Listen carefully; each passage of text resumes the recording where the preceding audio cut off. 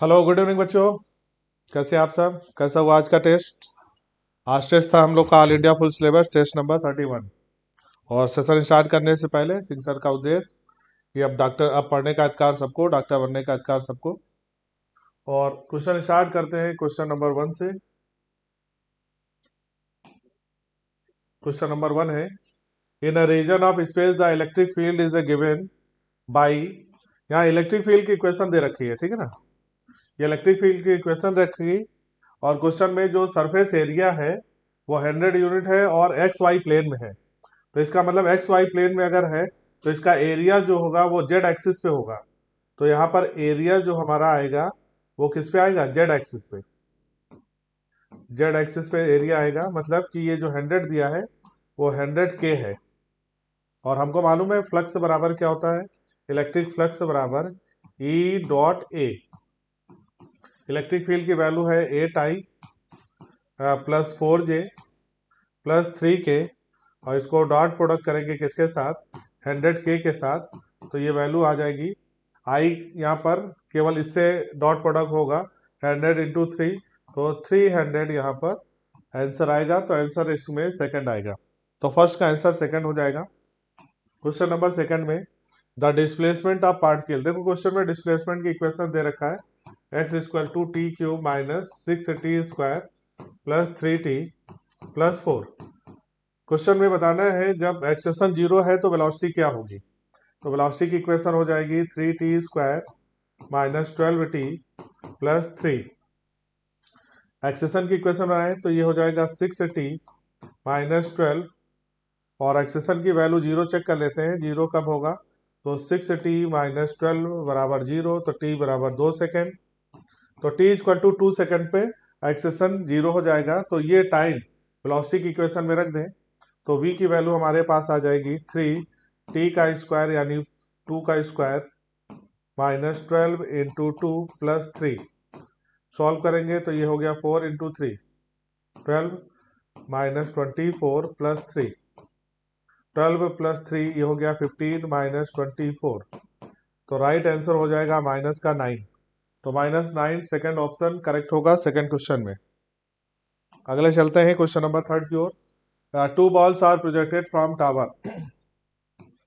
ये मान लेते हैं एक टावर है और इससे दो बॉल को फेंका जा रहा है। एक बॉल को, टू बॉल्स आर प्रोजेक्टेड, पहली बॉल को फेंका गया ऊपर सेम स्पीड से, मान लेते हैं स्पीड u है, और दूसरी बॉल को नीचे की ओर फेंका जा रहा है सेम स्पीड से u से। ऊपर वाली बॉल को टाइम कितना लग रहा है? t1। जब ये ऊपर जाएगी ग्राउंड तक गिरेगी, इसमें टाइम कितना लगा? इसको t1 बोल रहे हैं। और इसको कितना टाइम लगा? t2। हमें बताना है find the height of the tower. h की वैल्यू, टावर की हाइट क्या होगी। देखो जब इस ऐसे क्वेश्चन हो जिसमें बॉल को एक ही जगह से ऊपर फेंकी गई उसी वेलोसिटी से और नीचे फेंकी गई, तो हम लोग हाइट का डायरेक्ट फार्मूला यूज करते हैं 1/2 g t1 into t2। 1/g t1 into t2। तो यहाँ से 1/g, g की वैल्यू 10, t1 की वैल्यू 3, t2 की वैल्यू 2। 2 से 2 कट गया, आंसर आएगा 30 मीटर। तो आंसर करेक्ट हो जाएगा थर्ड में, तीसरा आंसर करेक्ट होगा। बाकी और क्वेश्चन इसको इक्वेशन बना के सॉल्व करोगे तो बहुत लंबा हो जाएगा। आप इसको याद रखेंगे कि अगर किसी हाइट से एक बॉल को उसी वेलोसिटी से ऊपर फेंके और नीचे फेंके तो टाइम यहाँ पर t1 इंटू t2 लेंगे। चलिए अगला क्वेश्चन करते हैं। Question number 4, two identical blocks A and B are connected by spring. दो बॉल है तो ये स्प्रिंग इधर खींच रही है, इसमें इधर स्प्रिंग है, टेंशन लगेगा। क्वेश्चन में बताना है the blocks are kept on smooth surface as shown in the figure, elongation in the spring when the relative acceleration between them is 0। हमें मैक्सिमम elongation बताना है। देखो ध्यान से, ये वेलोसिटी 20, एक्सेशन 20 है। तो पहले हम देख लें दोनों पे एक्सेशन कितना होगा। अगर दोनों पे एक्सेशन सेम होगा तो रिलेटिव एक्सेशन 0 होगा। तो एक्सेशन देख लेते हैं कितना होगा। तो एक्सेशन बराबर होता है net force upon total mass. तो नेट फोर्स हो गया 20 और मास, इसका आइडेंटिकल ब्लॉक है, इसका मास सेम माने, इसका भी m, तो दोनों का मास हो गया 2m। तो एक्सेशन की वैल्यू हमारे पास आ गया 10/m। तो दोनों पे एक्सेशन अगर 10/m लगेगा तो रिलेटिव एक्सेशन 0 हो जाएगा।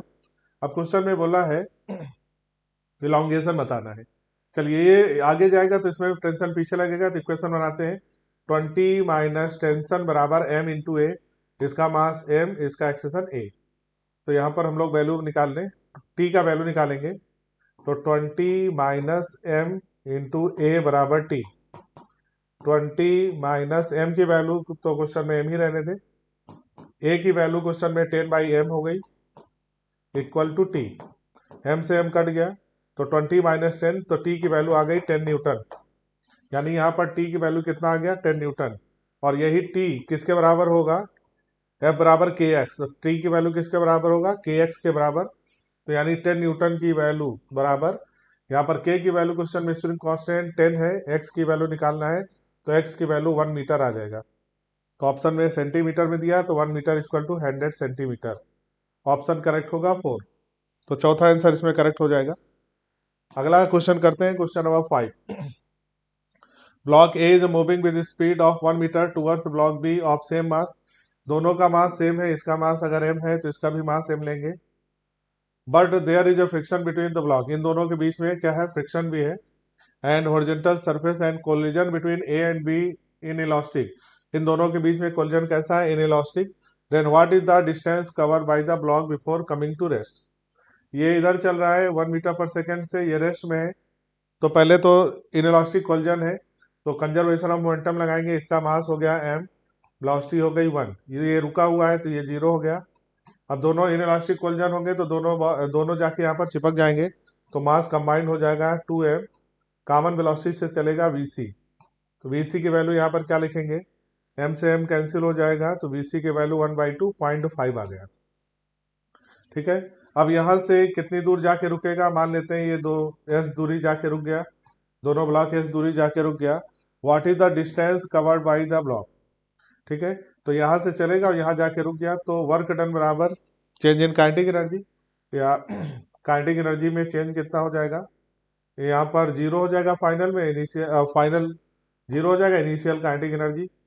और काइनेटिक एनर्जी वर्क डन बराबर change in kinetic energy. Work done कितना होगा, फ्रिक्शन लग रहा है, फ्रिक्शन फोर्स का वर्क डन क्या होगा, म्यू इंटू एम जी, कितनी दूर तक, ये दूरी हमने एस मान लिया, mu M G X, change in kinetic energy. तो फाइनल काइनेटिक एनर्जी क्या होगी, 0, इनिशियल काइनेटिक एनर्जी बचेगी। और वर्क डन निगेटिव होगा, नेगेटिव नेगेटिव पॉजिटिव लिखेंगे, तो काइनेटिक एनर्जी यहाँ पर लिखेंगे हाफ, और मास कितना है दोनों का 2m, कॉमन वेलोसिटी vc का स्क्वायर। सॉल्व करते हैं यहाँ पर, म्यू की वैल्यू क्वेश्चन में दिया है 0.25, क्वेश्चन में m से एक m कैंसिल हो जाएगा, g की वैल्यू 10 रख लेते हैं, s निकालना है, दूरी निकालना है, ये 2 से 2 कैंसिल हो जाएगा, कॉमन वेलोसिटी का स्क्वायर है 5, तो 0.5 इंटू 0.5 दो बार करेंगे, स्क्वायर है। s की वैल्यू निकालना है, तो ये 2.5 होगा, 0.5 इंटू 0.5 अपान 2.5, तो ये पॉइंट से पॉइंट कट गया 5, और ये हो गया हमारा कितना 0.1 मीटर, यानी कि 10 सेंटीमीटर, ये मीटर में आएगा, और 10 सेंटीमीटर आंसर आएगा, चौथा आंसर करेक्ट होगा। ठीक है, अगला क्वेश्चन करते हैं, question number 6। 3 vessels having equal base area, 3 यहाँ पर बेस एरिया सभी के इक्वल है, इक्वल सभी में वॉल्यूम ऑफ वाटर है, force exerted on the base, किसमें सबसे ज्यादा फोर्स एग्जर्टेड, बेस पे सबसे ज्यादा फोर्स कहां पर होगा। देखो यहाँ पर जिसमें ये वाला ऊपर नैरो है, तो इसका मतलब इसमें जो हाइट होगा वाटर लेवल का, वो क्या हो जाएगा, हाइट जो है वाटर लेवल का ज्यादा होगा, इसमें सबसे ज्यादा हाइट ज्यादा होगा, क्योंकि ये कैसा है, नैरो है, नैरो में लेवल हाई वाटर का ज्यादा होगा। और अगर लेवल ज्यादा होगा तो यहाँ पर pressure P not plus H रोजी से लगेगा, ये हमारा एक्चुअल प्रेशर आएगा यहाँ पर। और बाकी सभी जगह पर प्रेशर एच रोजी, यानी कि यहाँ पर हाइट जिसमें ज्यादा होगा, तो हाइट किसमें ज्यादा होगा, जिसका नैरो होगा, तो इसमें हाइट है तो इसका प्रेशर यहाँ पर आ जाएगा। तो सबसे ज्यादा हमको बताना है फोर्स किस पे लगेगा, तो प्रेशर इस पे ज्यादा है, फोर्स बराबर होता है प्रेशर बराबर फोर्स अपान एरिया। तो फोर्स क्या हो जाएगा, जिसमें प्रेशर ज्यादा, क्योंकि एरिया तो सभी का सेम, उसमें फोर्स ज्यादा, प्रेशर सबसे ज्यादा इसमें आएगा, क्योंकि ये नैरो है, नैरो में वाटर लेवल ऊपर तक होगा, तो उससे जो प्रेशर आएगा इस पे वो ज्यादा हो जाएगा, इसलिए आंसर इसमें सी वाला करेक्ट होगा। मैक्सिमम इन वेसल सी में सबसे ज्यादा होगा। चलिए अगला क्वेश्चन करते हैं, क्वेश्चन नंबर 7 में a rod of uniform cross section A is subjected to equal and opposite tensile force F at its end. तो एक यूनिफॉर्म रॉड है और इस रॉड के क्रॉस सेक्शन एरिया मान लेते हैं ए है, क्रॉस सेक्शन एरिया इसका ए है, एंड अपोजिट इस पे दो फोर्स लग रहे हैं, एक इधर लग रहा है एफ, इसके अपोजिट में लग रहा है एफ, दोनों एंड पे। That shearing stress on a plane making angle of 30 degree with the axis of the rod.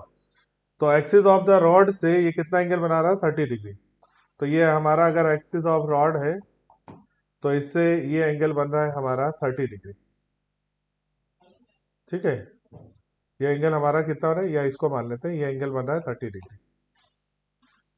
चलो इसको कंपोनेंट करें, ये वाला फोर्स इधर लग रहा है एफ, तो इसका ये अगर 30 है तो इधर भी 30 डिग्री होगा, तो इधर कंपोनेंट हो गया इसका एफ कॉस 30, और इसके परपेंडिकुलर में लगेगा एफ साइन 30। शेयरिंग स्ट्रेस निकालना है हमें, तो shearing stress equal to shearing force upon shearing strain.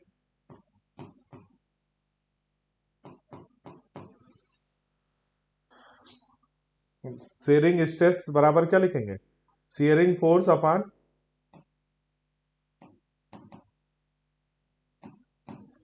Area. ठीक है ना, शेयरिंग फोर्स क्या हो जाएगा, देखो भाई यहां पर हमारा क्या है एफ कॉस 30, और एफ कॉस 30 साथ में क्या लिखा हुआ है, तो यहां पर एक फोर्स तो लग रहा है हमारा एफ कॉस 30,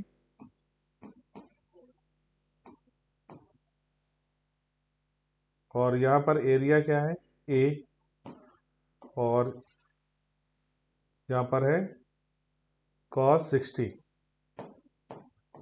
ठीक है ना, चलो वैल्यू रख देते हैं यहाँ पर। एफ की वैल्यू ऐसे रहने, कॉस 60 की कॉस 30 की वैल्यू √3/2, ये ऐसे रहने, अपान कॉस 60 की वैल्यू क्या हो गया,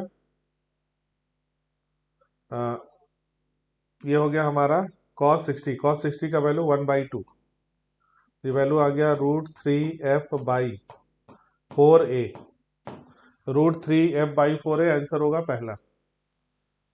ठीक है, तो यहाँ पर फोर्स निकालेंगे सीरिंग फोर्स, और उसको डिवाइड करेंगे एरिया से, तो ये वैल्यू हमारी आ जाएगी। चलिए इसके बाद है question number 8। For a rain is falling vertically downward taking all forces speed of water droplet. अब ये नीट में ऐसा क्वेश्चन आया था, और ये आंसर इसमें कौन सा सही होता है, चौथा आंसर सही होता है। तो ये वाला आंसर आपको याद रखना है, एनसीईआरटी में बना हुआ है। क्वेश्चन नंबर 9, दो मेटल के स्क्वायर प्लेट हैं, सेम मटेरियल के बने हुए हैं, और साइड लेंथ सब में सेम है, और एक एक होल है यहाँ पर। चूंकि दोनों में मटेरियल सेम है और सेम टेम्परेचर तक इनको क्या किया गया, इनको सेम टेम्परेचर तक हीट किया गया, तो दोनों में एक्सपेंशन सेम होगा। और अगर एक्सपेंशन सेम होगा, ए और बी सेम मटेरियल के हैं, तो दोनों में एक्सपेंशन सेम होगा। तो ये भी बढ़ेगा, ये भी बढ़ेगा, तो दोनों बढ़ेगा, तो final perimeter of both will be same. तो फाइनल जो होगा दोनों में सेम होगा, क्योंकि मटेरियल सेम है। Ideal gas undergo process A B shown in the figure, process is, हम लोग को मालूम है पीवी बराबर क्या होता है, एनआरटी, और यहाँ पर पी और टी के बीच में, यानी पी और टी के बीच में रखना है, और तो इसका मतलब हुआ पी बाई टी बराबर क्या हो गया, एन आर बाई वी। तो यहाँ पर कांस्टेंट क्या हो गया, ये तो हमारा हो गया पी और टी, ये वैल्यू, यानी कि ये आइसोकोरिक है। कैसा है, पीटी ग्राफ कांस्टेंट हो गया, इसका मतलब कौन सा प्रोसेस होगा, आइसोकोरिक, वॉल्यूम कांस्टेंट होगा, आइसोकोरिक प्रोसेस होगा। Question number 11, the capacitor are uncharged in the beginning, how much heat will be produced when switch S is closed. Switch S को क्लोज किया, देखो यहां से चार्ज इसमें ऐसे जाएगा, यहां से चार्ज इसमें ऐसे जाएगा, इन दोनों में चार्ज नहीं जाएगा, क्योंकि कंडक्टिंग वायर यहां पर है, तो चार्ज ऐसे निकल के ऐसे निकल जाएगा। तो यहाँ पर जो एनर्जी स्टोर होगा वो क्या हो जाएगा, हाफ सी वी स्क्वायर। तो आंसर हो जाएगा हाफ सी वी स्क्वायर। तो 11 का पहला आंसर सही हो जाएगा। क्वेश्चन नंबर 12 देखते हैं। A uniform spherical shell gradually shrink maintaining its shape. The gravitational potential at the center. तो ये अगर हम लोग ऐसे देखें तो इसका सेंटर में पोटेंशियल कितना होगा, इसका मास अगर m है तो पोटेंशियल होता है -gm/r। मास अगर यहाँ पर कैपिटल M है तो gm/r। अब ये ग्रेजुअली श्रिंक करेगा और ये पोटेंशियल निगेटिव में होता है, ग्रेविटेशनल पोटेंशियल निगेटिव में। अच्छा, ये सिंक करेगा तो रेडियस की वैल्यू कम होगा, सिंक करके उसका शेप वही रहेगा लेकिन ये सिंक करके उसका रेडियस कम हो जाएगा। तो रेडियस कम हो जाएगा, रेडियस कम हो जाएगा, चूंकि ये निगेटिव है तो पोटेंशियल की वैल्यू भी कम हो जाएगी, तो पोटेंशियल सेंटर पे डिक्रीज करेगा। तो आंसर हो जाएगा सेकेंड, ठीक है ना, क्योंकि माइनस साइन है और माइनस साइन में अगर नीचे वाली वैल्यू कम हो रही तो ये वाली वैल्यू भी कम होगी। चलिए अगला क्वेश्चन है क्वेश्चन नंबर 13। करंट की इक्वेशन दे रखा है I = 4 + 5t। क्वेश्चन में हमको निकालना है चार्ज, तो Q बराबर होता है IT। तो इसको डिफ्रेंशिएट करेंगे, लिमिट रहेंगे 0 से 2। I की वैल्यू यहाँ पर है 4 + 5t। इंटीग्रेट करेंगे इसको with respect to t, limit रखेंगे 0 से 2। इंटीग्रेशन करेंगे तो ये 4t + 5t²/2। लिमिट यहाँ पे रखना है कितनी, 0 से 2। 4t की वैल्यू 2 रखेंगे प्लस 5/2 t², t की जगह पर 2 रखेंगे, स्क्वायर करेंगे तो 4 हो जाएगा। तो ये आ गया 8 + 10 18c। 18 कूलम चार्ज होगा, आंसर होगा थर्ड। तो केवल इंटीग्रेट करना था यहाँ पर क्वेश्चन में। चलिए अगला क्वेश्चन है question number 14। Conductivity is plotted with resistivity. देखो R बराबर होता है ρL/A। रेजिस्टेंस का उल्टा होता है कंडक्टेंस और रेजिस्टिविटी का उल्टा होता है कंडक्टिविटी, ठीक है ना। अब इसको कंडक्टिविटी को C बोला और रेजिस्टिविटी को रो बोला। तो आपको मालूम है रेजिस्टेंस का इनवर्स होता है कंडक्टेंस, जो होता है conductance inversely proportional to R और conductivity inversely proportional to resistivity, ठीक है ना। तो इनवर्स का ग्राफ ये है, इस ग्राफ को बनाना है और ये ग्राफ हमारा कैसा बनेगा, रेक्टेंगल हाइपरबोला। तो आंसर हो जाएगा फर्स्ट। क्वेश्चन नंबर है इसके बाद 15। The equivalent resistance between point A and B. ये पॉइंट है ए, ये पॉइंट बी है, तो ये रेजिस्टेंस 3 और 3 सीरीज में हो गया तो ये 6 हो गया। ये वाला 6 और ये वाला 6 मिलके ये वाला हो जाएगा 3। ये वाला 3 और ये वाला 3 मिलके हो जाएगा 6 और 6 और 6 से ये 3 हो जाएगा, 3 और 3 6 हो जाएगा, 6 6 का 3 हो जाएगा, तो आंसर हो जाएगा 3। फिर से देखो भाई, इधर से हम लोग शुरू करेंगे, इस साइड से शुरू करें तो ये वाला रेजिस्टेंस 3 और 3 मिलके 6 हो जाएगा। ये वाला रेजिस्टेंस और ये वाला पैरेलल में है तो 6 और 6 का पैरेलल हो जाएगा 3, मतलब यहाँ पे कितना आ जाएगा 3। ये वाला 3 और ये वाला 3 मिलके क्या हो जाएगा सीरीज, ये दोनों सीरीज में हो गए 6। 6 और 6 पैरेलल में हो जाएगा तो 3 आ जाएगा, तो यहाँ पे आ जाएगा 3। ये वाला 3 ये वाला 3 से मिलके 6 हो जाएगा और 6 और 6 का पैरेलल आ जाएगा 3, तो आंसर सेकंड हो जाएगा। चलिए question number 16। A thin symmetrical double convex lens. देखो ये कॉन्वेक्स लेंस है, अगर हम लोग लेंस को ऐसे कट करें, इसका फोकल लेंथ मान लो f है और पावर p है, तो अगर इस तरह कट करेंगे तो इसकी फोकल लेंथ f ही रहेगी, इसकी भी फोकल लेंथ f रहेगी, इस पार्ट की भी फोकल लेंथ रहेगी, पावर में कोई चेंज नहीं आएगा, ठीक है ना। ऐसे कट करने में पावर में नहीं चेंज आता। लेकिन अगर किसी लेंस को हम लोग लॉन्गिट्यूडनल कट करें, अगर लेंस को ऐसे कट करें बीच से ऐसे, तो एक पार्ट का फोकल लेंथ क्या हो जाएगा 2f हो जाएगा, ये 2f हो जाएगा, ये 2f हो जाएगा, तो पावर क्या हो जाएगा आधा हो जाएगा, इसका भी पावर क्या हो जाएगा आधा हो जाएगा। तो ऐसा केस है, तो देखो तो यहां से कट किया गया तो बी और सी, बी से कट हुआ है तो ये वाले पार्ट का जो है फोकल लेंथ कितना हो जाएगा 2f, ठीक है ना, और पावर क्या हो जाएगा आधा हो जाएगा p/2, इसका भी पावर क्या हो जाएगा p/2, और ये लेंस बी से कट है तो इसका भी फोकल लेंथ 2f हो जाएगा। तो इन दोनों का यानी कि बी और सी का जो है p/2 होगा, बी और सी दोनों का p/2 होगा, थर्ड ऑप्शन करेक्ट होगा। चलिए क्वेश्चन नंबर 17 देखते हैं। A thin plano convex lens of focal length F is split into two halves, one of the, देखो एक थिन प्लेनो कॉन्वेक्स लेंस है, इसको कट कर दिया गया और इसको एक पार्ट इधर रख दिया, एक पार्ट यहां रख दिया गया। The separation between object and image, यहां पर ये हमारा ऑब्जेक्ट है u और ये हमारा v है, तो इन दोनों के बीच की दूरी कितनी है 1.8, यानी u प्लस v की वैल्यू कितना है 1.8, and the magnification and image form by one of the half lens is 2, और इसका जो इमेज ये बना रहा है तो इसके कारण जो मैग्निफिकेशन आया, मैग्निफिकेशन होता है v बाई यू, ये कितना आया दो गुना आया, ठीक है ना 2, तो यानी कि अगर हम लोग इसको देखें v की वैल्यू कितना आ गया 2u, इसको यहाँ पे रख दें तो u प्लस v की जगह 2u बराबर कितना आ जाएगा 1.8, तो u की वैल्यू हो गया 0.6, तो यानी कि जो ऑब्जेक्ट रखा है वो कितनी दूरी पे रखा है 0.6 मीटर, 0.6 मीटर पे ऑब्जेक्ट रखा हुआ है, ठीक है ना। चलिए अब जरा ध्यान से देखें, ये कितना दूरी हो जाएगा, ये 1.8 पूरी दूरी है, 1.6 है, तो ये दूरी हो गई 1.2 मीटर, यहाँ पर इमेज की दूरी हो गई लेंस से 1.2 मीटर।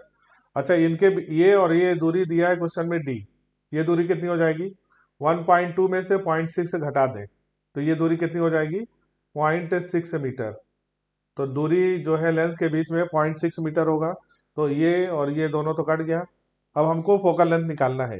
फोकल लेंथ का फार्मूला क्या होता है 1/f equal to 1/b minus 1/u, 1/b, v की वैल्यू कितना रखेंगे यहाँ पर बन रहा है, और ये दूरी है 1.2, ये वैल्यू 1.2 रखेंगे माइनस 1/u, u की वैल्यू 0.6 रखेंगे, लेकिन माइनस रखेंगे तो ये प्लस हो जाएगा 0.6, तो 1/f की वैल्यू निकालना, 12/6 का कितना आता है 4, है ना, तो f का वैल्यू कितना आ गया 0.4, तो f का वैल्यू 0.4 होगा, तो आंसर हो जाएगा थर्ड, तीसरा आंसर करेक्ट हो जाएगा। क्वेश्चन नंबर है 18, the cylindrical tube open at both and, एक सिलेंड्रिकल ट्यूब है, दोनों एंड पे ओपन है, तो इसकी फ्रीक्वेंसी n है, फ्रीक्वेंसी का मतलब हुआ v बाई 2l, इसका लेंथ हमने क्या मान लिया लेंथ l है, v बाई 2l, ठीक है ना। The tube is dip vertically in water, अब इसमें क्या कर दिया गया पानी भर दिया गया, तो इसमें जब पानी भर दिया गया और इसके अंदर पानी भरेंगे तो ये क्लोज ट्यूब हो जाएगा, पानी भर दिया मान लो यहाँ तक, तो ये क्लोज ट्यूब हो जाएगा। अब इसकी फ्रीक्वेंसी हमारी हो जाएगी v बाई 4l, और लेंथ जो हो गई चेंज हो गई l डैश, ये लेंथ कहाँ तक पानी के ऊपर तक जो लेंथ होगा ये कहलाएगा हमारा क्लोज ट्यूब, ठीक। अब बोला गया it is found that the fundamental frequency, ये fundamental frequency twice the previous one, fundamental frequency दो गुनी है, तो इसकी वैल्यू हम लोग क्या लिखेंगे b बाई 4 l डैश बराबर क्या लिखेंगे 2 times of b by 2l, v से v कैंसिल हो गया, 2 से 2 कैंसिल हो गया, तो ये जो डिप वाला लेंथ है यानी कि l डैश बाई l, ये आ गया हमारा 1/4, एल डैश कौन सी वैल्यू है ये वाली वैल्यू है एल डैश, यहां से यहां तक पूछा है पानी के अंदर कितना होगा, fraction of length dip in the water, तो इसके अंदर कितना होगा, पूरा लेंथ था एल, एल में से एल डैश घटा देंगे तो यहाँ पर कितना आ गया एल डैश अपान एल की वैल्यू 1/4 है, तो हमको बताना है पानी के अंदर कितना रह जाएगा, तो 1/4 जो है पानी के ऊपर है, तो इसका मतलब पानी के अंदर कितना हो जाएगा 3/4, तो पानी के अंदर पूछा गया है तो आंसर हो जाएगा 3/4, पानी के ऊपर पूछा जाता है तो आंसर कितना होता, पानी के ऊपर पूछा जाता है तो आंसर 1/4 होता है, तो 1/4 पानी के ऊपर, तो पानी के अंदर कितना है 3/4।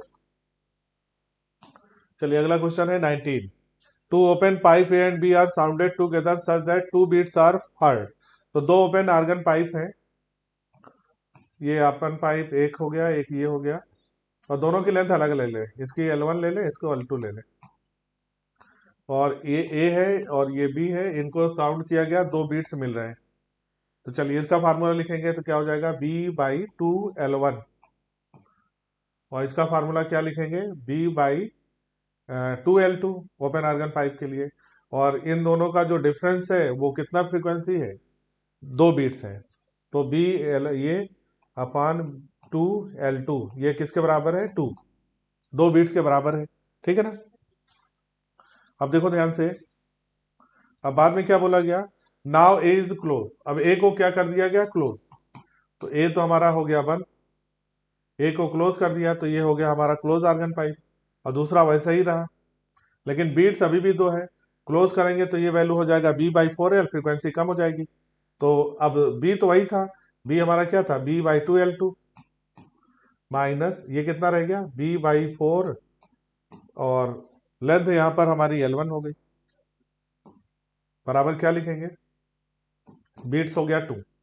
ये हमारा इक्वेशन 1 है, ये इक्वेशन 2 है। दोनों को सॉल्व करते हैं तो ये B/2L1 माइनस B/2L2, ये 2 है, ये RHS सेम है तो LHS भी सेम कर देंगे, B/2L2 माइनस B/4L1, ठीक है। यहां से हमको लेंथ का रेशियो निकालना है, तो लेंथ का जो रेशियो निकालना है L1/L2, ये वैल्यू कितना आ रहा है, 3/4। सॉल्व करेंगे तो 3/4 आ जाएगा, सेकंड आंसर करेक्ट होगा। तो देख लेते हैं भाई, इसमें आंसर 3/4 आ जाएगा।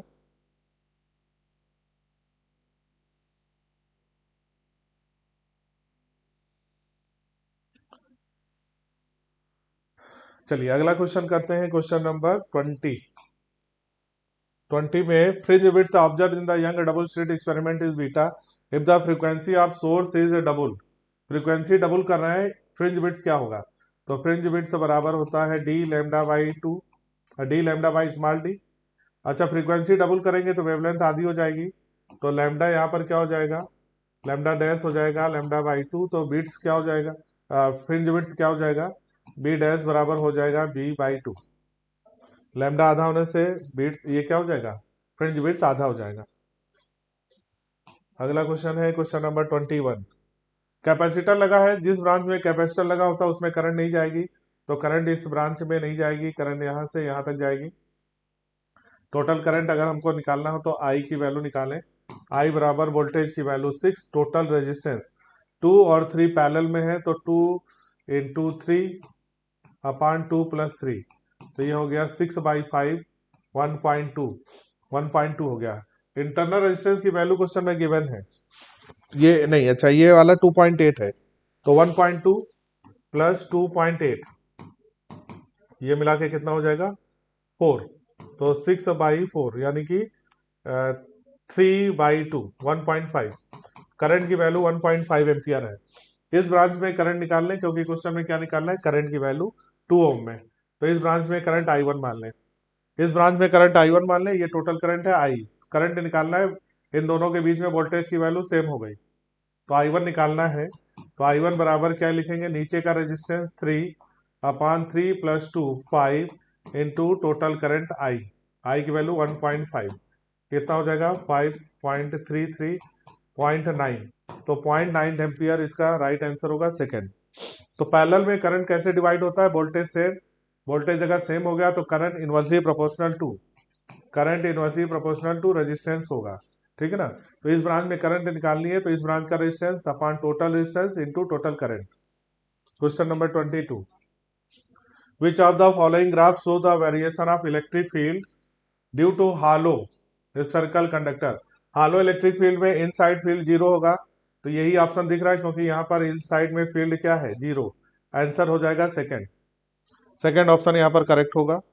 अगला क्वेश्चन है question number 23। A car start from rest and speed increase continuously at the rate of 4 metre per second square. ये नॉन यूसीएम हो गया, ये वैल्यू दिया है tangential acceleration 4 metre per second square. Circular radius इतना दे रखा है, तो AC का वैल्यू लिख सकते हैं V²/R। V की वैल्यू क्वेश्चन में 60 है, स्क्वायर करेंगे तो 60 इंटू 60, और 1200 मीटर का रेडियस है।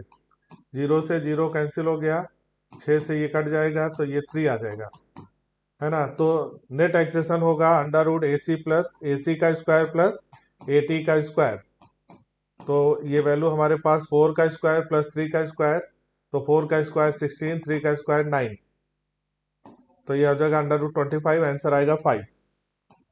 अगला क्वेश्चन है क्वेश्चन नंबर 24।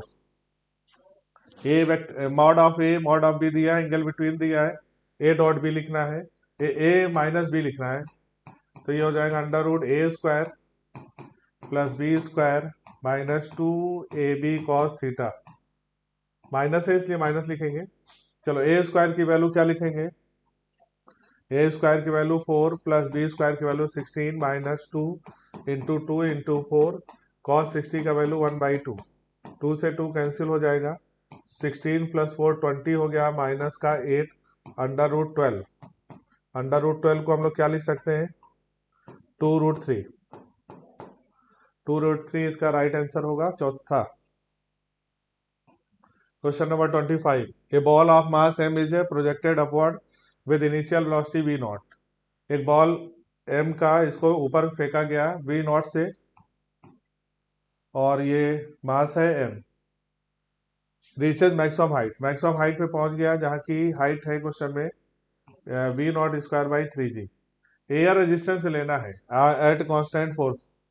तो चलिए, तो यहाँ पर हम लोग क्या लिखेंगे, kinetic energy initial plus potential energy initial, kinetic energy final plus potential energy final, दोनों को बराबर करें। काइनेटिक एनर्जी इनिशियल क्या हो जाएगा, हाफ mv0 का square, potential energy 0। Highest point पे पहुंच गए तो वहां पर काइनेटिक एनर्जी 0 हो जाएगा, पोटेंशियल एनर्जी बनेगा mgh। साथ में क्या है, रजिस्ट्रिव फोर्स कितना लगेगा नीचे की ओर, तो रजिस्ट्रिव फोर्स इसमें जोड़ देंगे, कितना लगेगा, फोर्स इंटू क्या लिखेंगे, और कितनी हाइट तक, h हाइट तक, तो f इंटू एच। चलिए अब यहां से सॉल्व करते हैं, तो वैल्यू रखेंगे हाफ mv0 का स्क्वायर, और h यहाँ पर कॉमन ले लेंगे तो h बराबर हो जाएगा mg प्लस f, ठीक है ना। चलिए वैल्यू रख लेते हैं यहाँ पर, h की वैल्यू क्वेश्चन में गिवन है, तो हाफ mv0 का स्क्वायर बराबर h की वैल्यू v0 का square upon 3g mg plus f, ठीक है ना। v0 स्क्वायर से v0 स्क्वायर कट गया, और हमारे पास ये वैल्यू कितनी आ जाएगी, 3/2 mg इधर आ गया, तो यहां से वैल्यू हमारे पास आ जाएगा, ये वाला वैल्यू इसमें आ जाएगा, जी से जी कट जाएगा, ठीक है ना। यहाँ पर हमारे पास बचा, सॉल्व करते हैं, यहाँ पर हमारे पास बचा हाफ एम,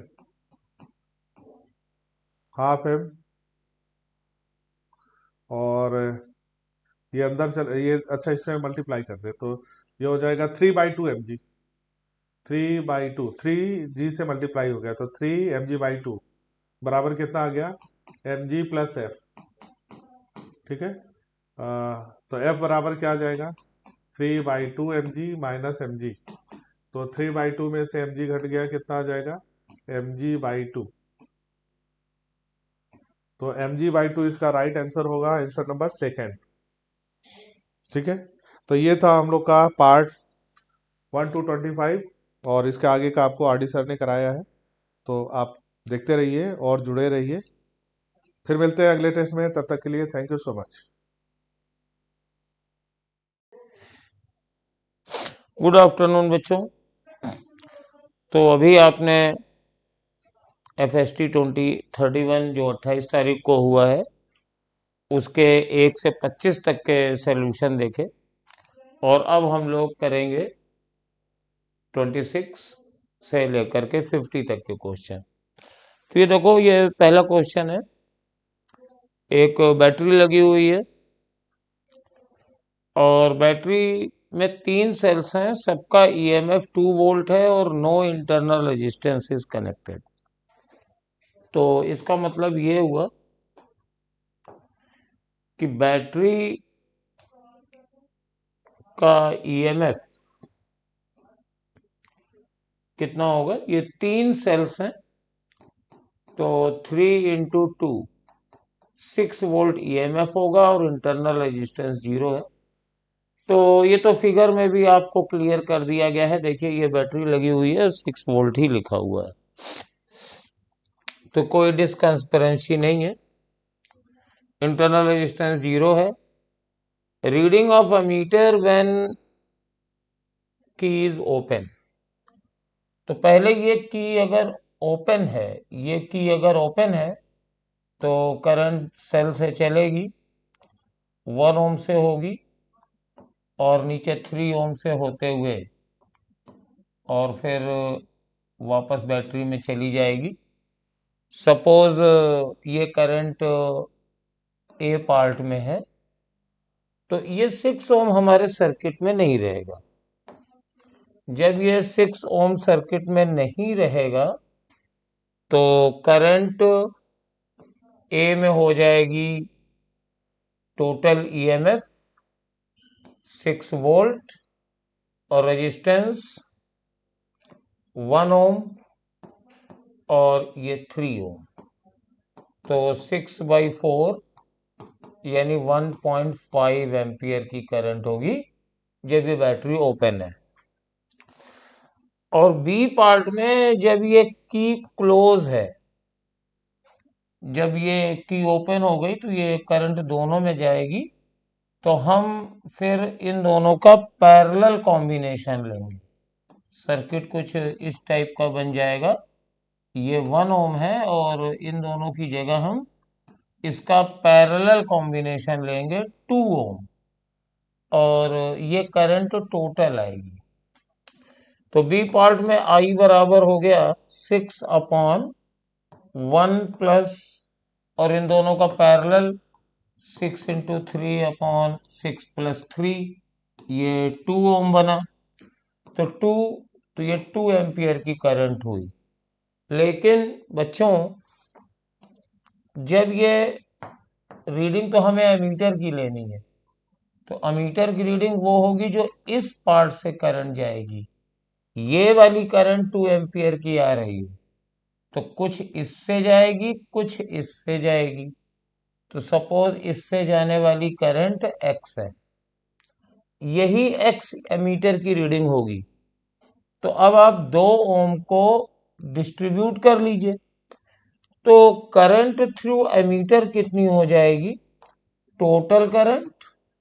अब देखो अगर इससे करंट निकालनी है तो मल्टीप्लाई इससे करो, 6 इन दोनों के सम से डिवाइड कर दो, तो 6 + 3, तो ये 18 सॉरी 12/9 हो गया, तो दैट इज 4/3 यानी 1.33 एम्पियर आ गई थी। तो 1.33 तो नहीं लिखा है, 4/3 ही लिखा है, तो और अच्छी बात है। तो 26 का आंसर थर्ड हो गया। तो सिंपल क्वेश्चन था, अच्छा क्वेश्चन था, इससे स्विचिंग के बारे में भी मालूम हो गया होगा आपको। और कोई डाउट हो तो ये तो रिकॉर्डेड सेशन है तो कमेंट करिएगा, तो फिर रिकॉर्ड भी आपको बताएंगे। लार्ज बबल एक ये सरफेस टेंशन और फ्लूइड मैकेनिक्स और हीट का मिला जुला क्वेश्चन है। तो जैसे मान लीजिए ये कोई लेक वगैरह है और यहाँ पे एक स्मॉल बबल है, ये ऊपर उठता है, तो यहाँ का बेटा प्रेशर ज़्यादा होता है, यहाँ का प्रेशर कम होता है। तो ये बबल जब ऊपर जाएगा तो इसकी वॉल्यूम बढ़ जाएगा। तो यहाँ पे मान लीजिए वॉल्यूम V1 था और ये वाला वॉल्यूम V2 था। तो और बबल का टेम्परेचर कांस्टेंट माना जाता है, atmospheric pressure is equal to दिए दिया है, एंड एजम्पशन ये है कि टेम्परेचर कांस्टेंट है। एनसीईआरटी में एक और भी क्वेश्चन है जिसमें टेम्परेचर कांस्टेंट नहीं माना गया है। तो फिर अगर टेम्परेचर कांस्टेंट है तो हम लगाएंगे P1 V1 is equal to P2 V2, और अगर नहीं कांस्टेंट है तो एनसीईआरटी में ये दोनों टेम्परेचर भी दिए हैं तो T1/T2 भी कर देंगे। मेन फंडा वही रहेगा, यहाँ पे टेम्परेचर कांस्टेंट है तो T1 और T2 कैंसिल हो जाएंगे। नीचे वाला प्रेशर होगा कुछ तो ये लिक्विड प्रेशर होगा और प्लस एटमॉस्फेरिक प्रेशर होगा, और यहाँ पे खाली एटमॉस्फेरिक प्रेशर होगा। तो नीचे के लिए pressure of liquid plus atmospheric pressure into नीचे वाला वॉल्यूम V1 और बराबर ऊपर सिर्फ एटमॉस्फेरिक प्रेशर और वॉल्यूम V2। ये मेरे पास इक्वेशन है। यहां पे भी एक चीज इग्नोर की गई है कि जिस सिस्टम के लिए हम लोग प्रेशर लगा रहे हैं तो ये अंदर वाला प्रेशर बाहर वाले प्रेशर से ज्यादा होगा, तो neglecting excess pressure of the air bubble है। खैर कोई बात नहीं, इसीलिए लार्ज बबल भी लिखा हुआ है। लार्ज बबल का मतलब radius is large and you can ignore excess pressure जो twice the surface tension upon R होता है। अगर ये स्मॉल बबल होता तो रेडियस छोटी होती, तो डेफिनेटली वो प्रेशर भी काउंट हमें करना पड़ता है। अब यहाँ पे लिक्विड प्रेशर कितना होगा, रेडियस डबल हो गई है दूसरी बात। तो रेडियस अगर डबल है तो इस बबल का शेप स्फेरिकल होता है और वॉल्यूम होता है 4π3πr3। तो V1 को अगर हम V मान लें तो V2 बराबर 8V हो जाएगा। रेडियस को डबल करने पे वॉल्यूम 8V हो जाएगा। तो ये V मान लिया, ये liquid pressure plus atmospheric pressure is equal to atmospheric pressure into 8V। V2 is equal to 8V because radius is doubled. तो वॉल्यूम से वॉल्यूम कट गया और लिक्विड प्रेशर हो गया 8 - 1 7 एटमॉस्फेरिक प्रेशर। अब लिक्विड प्रेशर ये तो वाटर है, तो लिक्विड का प्रेशर अगर ये हाइट h है तो h into density of water into g into 7, और एटमॉस्फेरिक प्रेशर कहा गया है कि ये h हाइट के वाटर कॉलम के बराबर है। तो एटमॉस्फेरिक प्रेशर तो जनरली 76 सेंटीमीटर होता है मरकरी की डेंसिटी के टर्म में।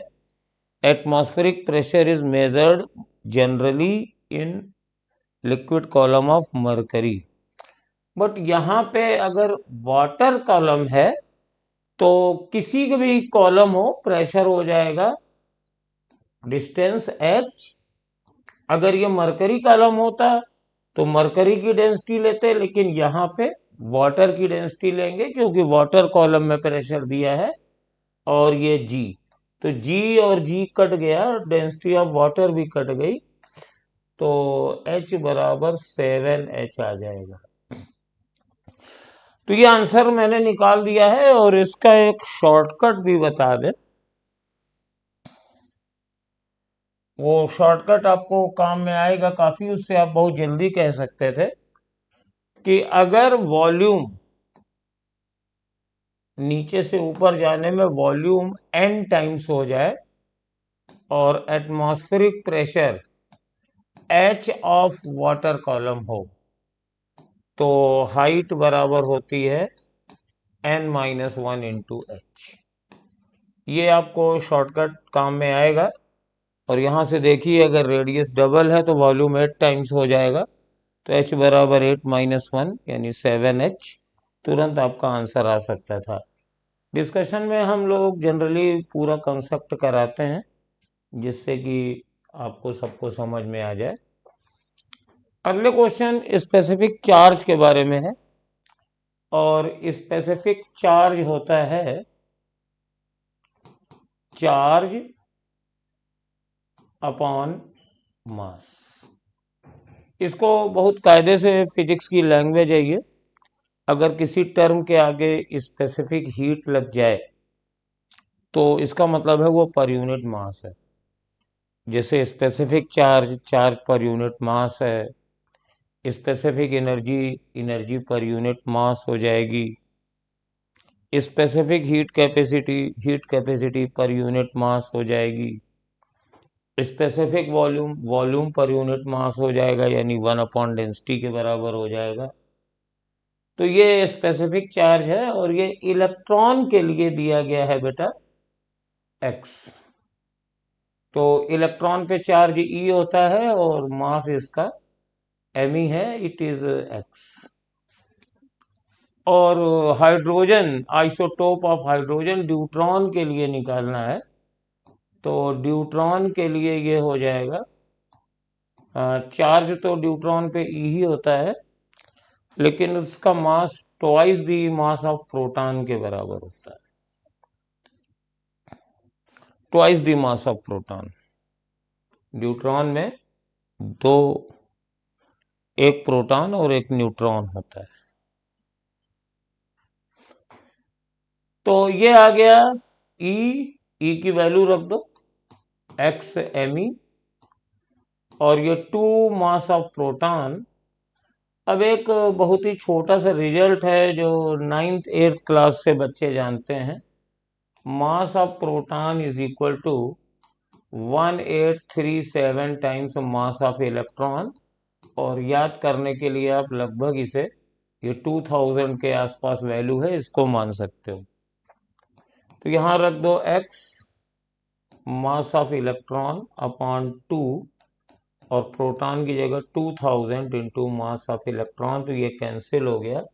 तो इसके लिए वैल्यू हो जाएगी almost x upon 4000। Third option आपका सही हो जाएगा। अच्छा क्वेश्चन था, नॉलेज बेस्ड था। चलिए नेक्स्ट आते हैं। ये थोड़ा सा कैलकुलेशन में हो सकता है गड़बड़ हो, मतलब लंबा पड़े। टेम्परेचर T और वॉल्यूम V है, और पता करना है, पहले टेम्परेचर T है, वॉल्यूम V है, और टेम्परेचर तुम्हें सपोज T डैश है, जबकि वॉल्यूम 4V है। और ये दिया है तुम्हें PV क्यूब बराबर कांस्टेंट। तो पहले हम यहाँ से टेम्परेचर लाएंगे और उसके लिए फॉर्मूला लगा देंगे आइडियल गैस ला, PV बराबर nRT। तो P की अब वैल्यू रख दीजिए यहाँ पे। तो P की वैल्यू हो जाएगी nRT अपॉन V, और V क्यूब तो पहले से है कांस्टेंट। तो एक V से एक V कैंसिल भी हो जाएगा, ये दोनों कांस्टेंट हैं। तो टेम्परेचर इंटू V स्क्वायर बराबर कांस्टेंट है। अब हम रिलेशन यूज करते हैं। पहले टेम्परेचर T था, वॉल्यूम V था, V का स्क्वायर, और बाद में टेम्परेचर T डैश है और वॉल्यूम 4V है, तो 4V का स्क्वायर। तो V स्क्वायर कैंसिल हो गया, T डैश बराबर आ जाएगा T, ये 4 का स्क्वायर है तो 16, T अपॉन 16, ये फोर्थ आंसर है। क्वेश्चन इजी था, बस एक फंडा था, उम्मीद है क्लियर हो जाएगा। ये फ्लूइड मैकेनिक्स का क्वेश्चन है और बहुत ही सिंपल है, डरने की कोई जरूरत नहीं है। एक लार्ज ओपन टैंक है, बनाते हैं, और दो होल्स हैं। एक स्क्वायर होल है, इसका साइड A है और at a depth H from the top edge है। तो ये लिक्विड भरा हुआ है इस तरीके से, और यहां से H डिस्टेंस पर एक स्क्वायर होल है। तो इस होल का एरिया हो गया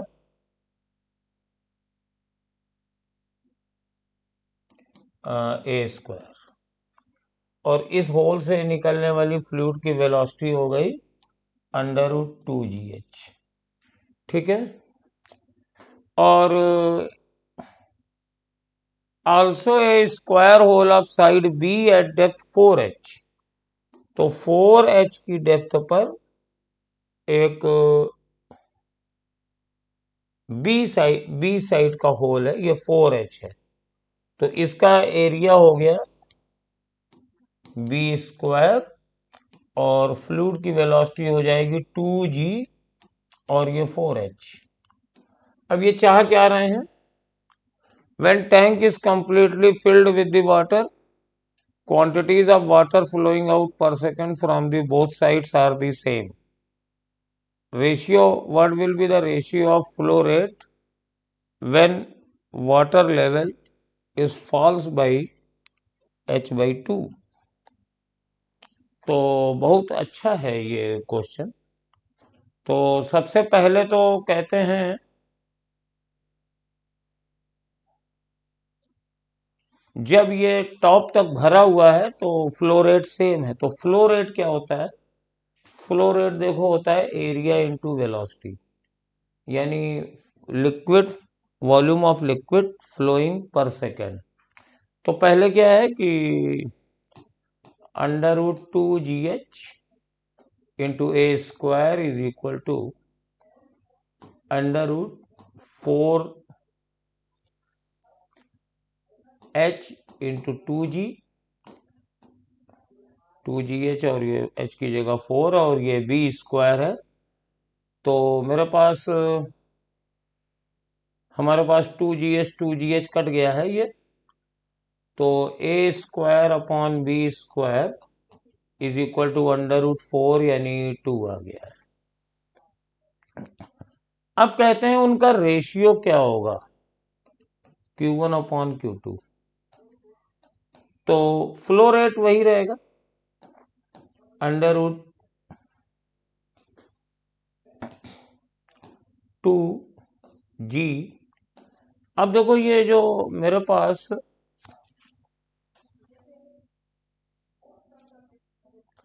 water level falls by h/2 है। अब ये ए स्क्वायर और बी स्क्वायर ऐसे ही रहेंगे, फ्लो रेट होता है QV। और जब ये water level falls by h/2 हो गया है तो इस अब टॉप सरफेस से ये वाली हाइट h/2 हो जाएगी। तो यहां मैं रखूंगा h/2, क्योंकि भाई इफ्लक्स वेलोसिटी लिक्विड लेवल से होल तक की डेप्थ होती है। तो जब पूरा भरा हुआ था तब ये h हाइट पर था, और जब वाटर लेवल h/2 गिर गया है तो होल से इसकी हाइट टॉप सरफेस की h/2 कम हो जाएगी। तो पहले h थी, अब h/2 कम हो गई है, तो h माइनस h/2 बची है h/2। और बाद में 2G, अब ये हाइट 4h थी पहले और h/2 कम हो गई, तो 4h में से h/2 माइनस कर दीजिए तो ये 7h/2 आ गई, 7h/2। अब देखो, अब काटने पीटने का मौसम आ रहा है, जो जो कट सकता है काट देंगे। 2G से 2G काट देंगे, H से H काट देंगे, नीचे वाले 2 से 2 काट देंगे। तो ये √7 नीचे बचा है। और बेटा ए स्क्वायर अपॉन बी स्क्वायर की वैल्यू 2 होती है, ये हमने यहां से उठा लिया। तो आंसर हो जाएगा 2/√7। तो बढ़िया क्वेश्चन था ये, और थोड़ा सा मॉडिफाइड था। नॉर्मली गाइड में ए और बी का रेशियो वगैरह पूछते हैं फ्लो रेट की दे करके। यहाँ पर पहले फ्लो रेट सेम किया, कहा रेशियो आप खुद निकालिए, और उसके बाद फिर हाइट को चेंज करके रेशियो निकाला है। तो it was a very good question. The value of current in the given circuit is, तो I think something is missing. वैसे नथिंग इज मिसिंग, ये रेजिस्टेंस की जरूरत नहीं है। ये पी टाइप का वोल्टेज लेस है और एन टाइप का ज़्यादा है, तो यानी ये रिवर्स बाइस में पीएन जंक्शन है। और पीएस जंक्शन में हमारे पास रेजिस्टेंस इन्फिनिटी होता है इसका। अब ये नहीं दिया है तो कुछ बात नहीं, इन्फिनिटी प्लस आर भी इन्फिनिटी होगा, तो करंट इसमें जीरो बहेगी, रिवर्स बाइस में करंट नहीं बहती है। तो समझ गए होंगे। ये एक फॉर्मूला पूछा गया है, 1 pascal pressure is equal to 1 bar 1 टॉरिसली। ये सीएम नहीं है, ये सेंटीमीटर स्क्वायर है।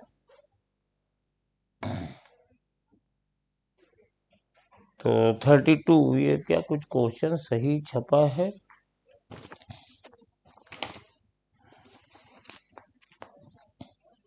लेट मी चेक, नहीं तो फिर निकालते हैं। 1 न्यूटन 1 पास्कल होता है 1 न्यूटन/मीटर स्क्वायर, और 1 बार का मतलब होता है 10⁵ पास्कल के बराबर लगभग। तो 1 पास्कल इज इक्वल टू 10⁻⁻5 बार। तो ये तो सही आ रहा है। और 1 टॉरिसली काफी दूसरी यूनिट होती है, इट इज नॉट इक्वल। ये हम लोग चेक कर लेंगे कि 1 पास्कल में कितने डाइन पर सेंटीमीटर स्क्वायर होते हैं। तो 1 newton per metre square is equal to 1 डाइन/सेंटीमीटर का स्क्वायर। इसको चेक कर लेते हैं, दूसरा भी सही हो सकता है। तो 1 10⁵ डाइन और 10 100 का स्क्वायर, तो ये डाइन पर सेंटीमीटर स्क्वायर बना। तो x dine per centimetre square आया, ये दोनों कैंसिल हो गए। तो x बराबर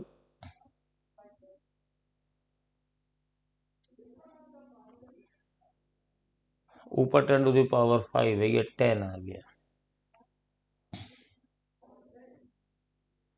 तो इसका मतलब है कि 1 pascal is equal to 10 dyne per centimetre square होता है।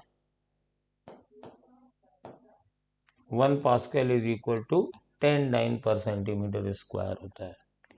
तो ये वाला गलत हो गया और ये वाला सही है।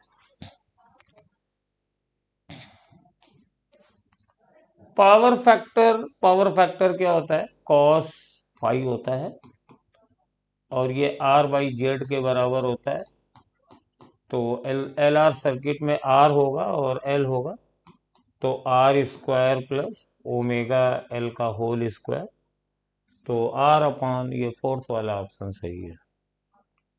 पेपर आज का काफी मॉडरेट था, सिंपल था, और आपके 170 तक नंबर आने चाहिए। N intrinsic semiconductor will be, तो ये प्योर या इम्प्योर कोई भी हो सकता है। और इसमें मैं आपका एक कंफ्यूजन दूर करना चाहता हूं। अगर हम प्योर सेमीकंडक्टर की बात करते हैं, तो pure semiconductor is equal to no impurity. कोई भी इसमें इम्प्योरिटी नहीं होनी चाहिए, और जब इम्प्योरिटी नहीं होगी तो वैलेंस बैंड के जो इलेक्ट्रॉन ऊपर जाएंगे वो होल में बदलेंगे, और इसमें Ne बराबर NH होता है, इसलिए ये इंट्रिंसिक होगा। तो pure semiconductor is an intrinsic semiconductor. लेकिन इंट्रिंसिक सेमीकंडक्टर का मतलब होता है Ne बराबर NH। और सपोज कर लो ये हमने सिलिकॉन लिया और इसमें मैंने टेट्रावैलेंट ट्राईवैलेंट जैसे एल्युमिनियम और पेंटावैलेंट जैसे फास्फोरस दोनों डोप कर दिए, और Ne बराबर NH हो गया, तो भी ये एक्सट्रिंसिक कहलाएगा, लेकिन ये प्योर नहीं है। तो कहने का मतलब ये है कि जो किताबों में लिखा रहता है pure semiconductor is always intrinsic, ये सही है, लेकिन इसका reverse statement intrinsic semiconductor always pure, ये गलत है। ये इम्प्योर भी हो सकता है, और ये कब होगा? जब आप दो दो इम्प्योरिटी मिला दें, एक पी टाइप और एक N type same doping ratio में, तो दोनों में NeNH तब भी बराबर आ जाएंगे, तो वो तो डबल इम्प्योर हो गया। तो वाइस वर्सा नहीं शुरू है, इसलिए प्योर और impure any one would be, ये इसका सही आंसर है, ये इसका आंसर नहीं है। अगर यहाँ ऐसे लिखा रहता प्योर सेमीकंडक्टर विल बी, तब वो हमेशा इंट्रिंसिक होता, लेकिन इंट्रिंसिक सेमीकंडक्टर इम्प्योर भी हो सकता है। चलिए नेक्स्ट पे आइए। ये सिंपल है, वॉटलेस करंट है, तो इसके लिए ई और वी के बीच का फेज डिफरेंस 90 डिग्री होना चाहिए। एलसी सर्किट वगैरह में ये मिलता है और बहुत ही सिंपल है। ये भी एक थ्योरी का फॉर्मूला है, आप जानते हैं म्यू आर बराबर 1 प्लस ससेप्टेबिलिटी होता है। तो ये फोर्थ वाला आंसर सही हो जाएगा, क्योंकि इस फॉर्म में यही कन्वर्ट हो जाता है। ये सीधे एक रिलेशन पूछा गया था, वो आपको याद करना है। 37 देखते हैं। एसएचएम में वेलोसिटी और डिस्प्लेसमेंट के बीच का ग्राफ क्या होगा? तो v बराबर होता है omega under root a square minus x square. अब इसका ग्राफ हम निकालेंगे तो पहले जरा सिंप्लीफाई कर लें, तो इसको स्क्वायर कर दो, तो v बराबर omega square a square minus x square. तो v² बराबर omega square a square minus omega square x square. तो v² plus omega square x square बराबर omega square a square. Omega square a square से भाग दे दें, तो v² upon a square omega square plus x square upon a square बराबर 1। तो v² upon a square, इसको ए स्क्वायर मान लो, और plus x square upon B square बराबर 1। वहाँ ए स्क्वायर बराबर ए स्क्वायर ओमेगा स्क्वायर और b² बराबर ए स्क्वायर। तो ये एक स्टैंडर्ड इलिप्स का इक्वेशन है। तो वेलोसिटी और डिस्प्लेसमेंट के बीच का ग्राफ स्ट्रेट लाइन आएगा। नेक्स्ट देखिए, ऑर्बिटल स्पीड क्या होती है? पहले फॉर्मूला लिखो, v बराबर अंडर रूट GM, और चूंकि ये नीचे r प्लस h के होल स्क्वायर के होता है, और अगर वेरी नियर टू अर्थ है तो मतलब h टेंडिंग टू 0, तो ये under root GM by r हो गया, और GM को हमने लिख दिया GR² अपॉन r, तो ये r से r कट गया। तो satellite velocity of a satellite very close to earth is under root GR, और G की वैल्यू होती है 10, R की वैल्यू 8.4 इंटू 10⁶ मीटर्स। 6400 किलोमीटर होती है, उसको मैंने मीटर में लिखा है, ये 6.4 है, सॉरी। तो 10⁻³ और अंडर रूट 64 का 8 metre per second, that means 8 kilometre पर सेकेंड। ये मेरे पास सेकेंड वाला आंसर आ जाएगा। ओके, बहुत बढ़िया।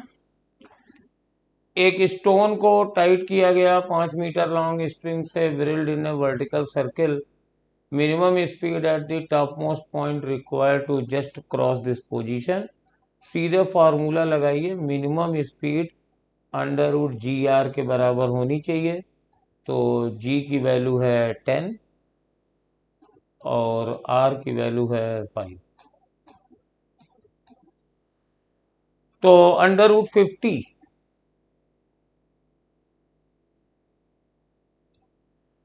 और अंडर रूट 50 का मतलब है very near to under root 49, तो लगभग ये 7 के बराबर आ जाएगा। थर्ड आंसर इसका आएगा। इसको अगर 50 का स्क्वायर रूट निकालेंगे तो 7.000 करके आएगा। 50 को लिख सकते हो 5 अंडर रूट 2, तो 5 और रूट 2 को 1.414 मान लो, तो अगर इसको छोड़ दो तो ये लगभग 7 आ जाएगा। तो 7 metre per second is the answer. अब ये एनसीईआरटी की लाइन उठाई गई है, तो 3 ट्रांसलेशनल डिग्री ऑफ मोड है, 3 रोटेशनल है, और F वाइब्रेशनल मोड है। तो यहाँ खास चीज ये है कि ट्रांसलेशनल डिग्री में अगर 3 मोड हैं तो हमारे पास जो डिग्री ऑफ फ्रीडम होगा या जो एनर्जी होगी वो 3 ही होगी, रोटेशनल में 3 ही होगी, लेकिन वाइब्रेशनल में 2F होती है। तो अगर हम इसकी ट्रांसलेशनल एनर्जी लिखें तो 3/2 RT, अगर रोटेशनल एनर्जी लिखें तो 3/2 RT, और अगर वाइब्रेशनल एनर्जी लिखेंगे तो 2F/2 RT, यानी ये 2F/2 RT आएगा ये। तो CV कितनी हो जाएगी? CV इन सबको जोड़ दीजिए, 336, 6 प्लस 2F/2 R,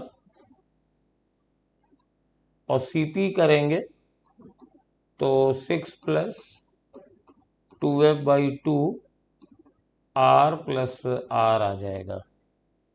तो CP/CV, तो ये आ जाएगा 6 plus 2F/2 plus 1/6 plus 2F/2।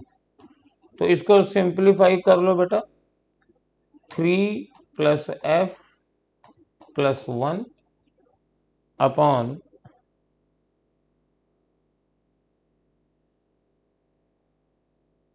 3 plus F, और बस इतना ही रहेगा। तो ये आ जाएगा 4 प्लस F अपॉन, ये देख लो, 3 प्लस F। तो 4 plus F upon 3 plus F। NCERT में kinetic energy, kinetic theory of gases देखिए, उसमें ये डायरेक्ट ये लिखा गया है, लाइन है, उसी पर ये क्वेश्चन था। फिर ये अच्छा क्वेश्चन है, Bob of pendulum is release from A horizontal position. तो ये हॉरिजॉन्टल पोजीशन है, और लेंथ ऑफ द पेंडुलम ये 1.5 मीटर है। What is the speed with which the Bob arrives the lowermost point given that dissipated 5% of its initial energy against the air resistance। तो ये यहाँ पे आया, और यहाँ पे वेलोसिटी निकालनी। अब ये question NCERT work power energy में जो लास्ट 3 क्वेश्चन है उसमें से एक है। क्या खास बात है, जब इसको हम लोग करते थे तो यहाँ की पोटेंशियल प्लस काइनेटिक बराबर यहाँ की पोटेंशियल प्लस काइनेटिक कर देते थे, और चूंकि यहाँ पे रिलीज किया जा रहा है तो यहाँ काइनेटिक एनर्जी 0 होगी, ये लोएस्ट पॉइंट है तो यहाँ पे पोटेंशियल एनर्जी 0 होगी। तो अल्टीमेटली U बराबर K आता था, और आप mgh बराबर हाफ mv² कर देते थे। लेकिन यहाँ पर एक खास चीज ये है, energy conservation is not valid.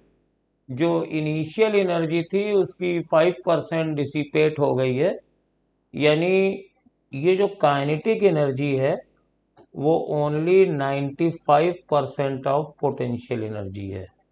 बस अब इसको कर लेंगे, हाफ mv² बराबर 95/100 mg, और h की जगह 1.5। तो पहली बात तो m से m काट दो, तो v² बराबर 2, और ये 5 से कट जाएगा 19/10, और ये 1.5 है तो 19/10, ये 5 से काटा है नहीं 5 से काटा है तो 20 आएगा, 20 आएगा, 19/20, और g की वैल्यू 10, और ये 1.5, तो ये 10 दूनी 20, और ये भी कट गया, तो v² की वैल्यू कितनी आई? v² की वैल्यू आई 19 इंटू 1.5। अब देखिए इसको मल्टीप्लाई करना पड़ेगा, तो 15 नवैया 135, 13 आ गया, 15 एकम 15 और ये 28 आ गया, तो 28.5 आया है। अब ये जब 28.5 आया है वी स्क्वायर, तो ये 5 से ज़्यादा होगा और 6 से कम होगा square root. 5 square is 25 and 6 square is 36, तो ये वैल्यू इन बिटवीन 5 एंड 6 के बीच में रहेगी, तो 3 आंसर आप दे दीजिए, बाकी नहीं रहेंगी। और अगर आप चाहें तो पूरा स्क्वायर रूट ले लें, जैसे लिया जाता है, वो आपकी मर्जी, उसमें टाइम ज़्यादा लगेगा। ऑप्शन ऐसे ही दिए रहते हैं कि आपको स्क्वायर रूट न लेना पड़े। 42वां, the amplitude of magnetic field of a harmonic electromagnetic B0 दिया है, और आप जानते हैं कि E0 upon B0 is equal to, हमारे पास C होता है, तो E0 बाई, तो B0 है 510 और नैनो टेस्ला है तो 10⁻⁻⁹, और multiplied by 3 into 10⁻8 metre per second, तो मेरे पास ये हो जाएगा 51 इंटू 3, क्योंकि एक ये 2 जीरो सब कट गए, तो 3 एकम 3 और 3 पचे 15, तो 153, और इलेक्ट्रिक फील्ड की यूनिट होती है न्यूटन पर कूलम। तो एक फार्मूले पर क्वेश्चन था, ये बढ़िया था, ये भी एनसीईआरटी की किताब का क्वेश्चन है, और ये बहुत ही सिंपल है। करंट चेंजेस फ्रॉम 8 to 2, तो हम जाएंगे ना कि E बराबर LdI/dt हम ले लेंगे, तो 2 volt is equal to L, और 2 माइनस 8 अपॉन 3 इंटू 10⁻⁻2, तो L is equal to 6 into 10⁻⁻2,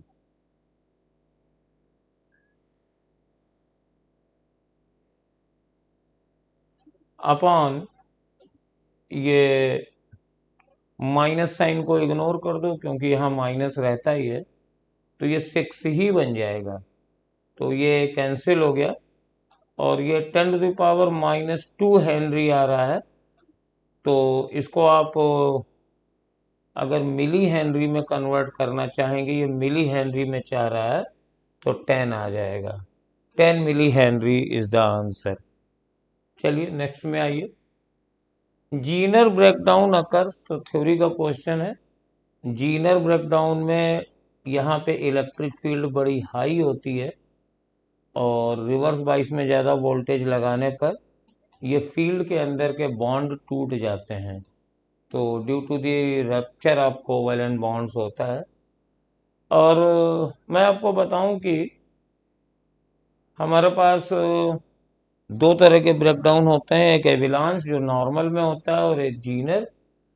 तो एविलांस में ब्रेकडाउन यहाँ होता है और जीनर में यहाँ होता है, और एविलांस वाला थोड़े ज़्यादा वोल्टेज पर होता है, जीनर वाला कम वोल्टेज पर होता है। एविलांस वाला ब्रेकडाउन अगर होता है तो डायोड डैमेज हो जाता है, और जीनर में डैमेज नहीं होता है, करंट मिलती है, but it can revive and दोबारा बार बार आप यूज कर सकते हो। अब स्टेबिलिटी और सेंसिटिविटी में बोला गया है, तो सेंसिटिविटी जो ज़्यादा होती है वो स्टेबल थोड़ा लेस होता है, तो ये सेकेंड आंसर सही है। Instrument which is more stable, more sensitive, less stable, more sensitive, also more stable, तो एक तरीके से ये दोनों तो एक ही हैं। The terms stability and sensitivity of an instruments are independent to each other, ये दोनों रिलेशन नहीं है, तो सेंसिटिविटी का मतलब है कि जरा सा आपका कोई भी इंस्ट्रूमेंट है, एक इनपुट आता है, इंस्ट्रूमेंट उसे मेजर करता है, तो अगर जरा भी इनपुट में चेंज हुआ तो वो डिफ्लेक्शन शो हो जाता है। तो जो इंस्ट्रूमेंट ज़्यादा सेंसिटिव होगा वो even a very small input change से भी तुरंत माइग्रेट कर जाएगा, तो स्टेबल लेस होगा। तो ये दोनों में एक दूसरे का उल्टा रिलेशन होता है, more sensitive less stable and less sensitive more stable. An electron is not deflected while passing through a certain region of space. Only possibility is that there is no magnetic field in the region. तो ऐसा नहीं है, ये गलत है। There are so many cases जिसमें magnetic field होगी तब भी ये स्ट्रेट जाएगा। अगर मैग्नेटिक फील्ड की डायरेक्शन में पार्टिकल जा रहा है तो भी कोई डिफ्लेक्शन नहीं होगा, कांस्टेंट वेलोसिटी से जाएगा। इवन अगर इलेक्ट्रिक फील्ड और मैग्नेटिक फील्ड भी दोनों हो, परपेंडिकुलर डायरेक्शन में हो, और उन दोनों के परपेंडिकुलर इलेक्ट्रॉन को सी ई अपॉन बी वेलोसिटी से फेंका जाए तो भी वो अनडिफ्लेक्टेड जाएगा। तो ओनली पॉसिबिलिटी नहीं है, there are so many other possibility कि इलेक्ट्रॉन डिफ्लेक्ट ना हो और किसी रीजन से जाए, तो ये गलत है। और सेकेंड वाला सही है, क्योंकि मैग्नेटिक फोर्स जो होता है वो IBL होता है या QVB होता है। तो magnetic force is directly proportional to B, it is a correct statement. तो assertion is false but reason is true. तो सेकंड थर्ड आंसर हो जाएगा इसका, और इसमें कोई गलती नहीं है। नेक्स्ट है, ये भी assertion रीजन का है। Specific heat of an adiabatic process is zero. तो चेक करते हैं, एडियाबैटिक प्रोसेस है और स्पेसिफिक हीट के लिए Q बराबर number of moles into specific heat into delta T। तो एडियाबैटिक प्रोसेस में Q तो जीरो होता है, डेल्टा T होता है, तो C बराबर जीरो है। और आइसोथर्मल प्रोसेस में हमारे पास Q बराबर म्यू C, और इसमें टेम्परेचर चेंज नहीं होता है, तो C बराबर इन्फिनिटी। तो असर्शन तो सही हो गया। Specific heat of a gas is directly proportional to the change in heat in a system and inversely proportional to the change in temperature. ये गलत है बेटा, इसका थर्ड आंसर होगा, क्योंकि स्पेसिफिक हीट चेंज और टेम्परेचर चेंज की numerical ratio जरूर आती है कि C बराबर Q अपॉन N डेल्टा T, लेकिन बेटा ये इनके प्रोपोर्शनल नहीं है। स्पेसिफिक हीट आपने देखा जैसे गैस की 3/2R होती है, तो ये एक मटेरियल की प्रॉपर्टी है। ये जरूर है कि स्पेसिफिक हीट कांस्टेंट होने की वजह से Q proportional to delta T होता है, लेकिन स्पेसिफिक हीट Q और डेल्टा T के इनवर्सली प्रोपोर्शनल नहीं है, तो ये गलत है। स्पेसिफिक हीट जो है मटेरियल की वही है। ज़्यादा टेम्परेचर दोगे चाहिए तो ज़्यादा हीट दो, कम हीट दोगे तो कम टेम्परेचर चेंज होगा। तो रीजन इज फॉल्स, तो थर्ड आंसर इसका सही है। फिर है, wave generated in a metal piece can be transverse और लॉन्गिट्यूडनल। हाँ ये सही है।